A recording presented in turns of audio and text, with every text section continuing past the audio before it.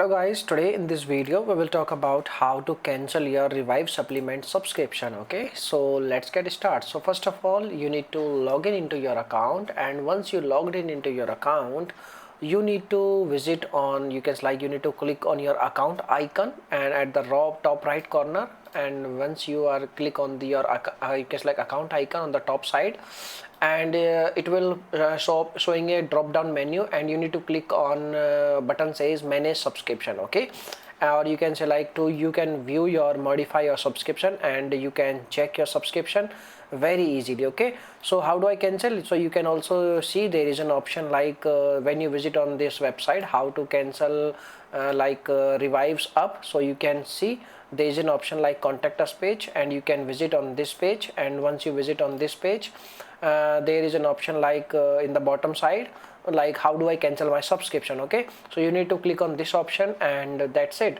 So you can follow the prompts and you can cancel your subscription very easily. Okay, or you can cancel your membership very easily. Okay, so this is the information, and there is no other method by which you can cancel your subscription. Okay, so if you're facing any issue, you can make a comment. I will reply you very soon, and thanks for watching this video. Bye bye.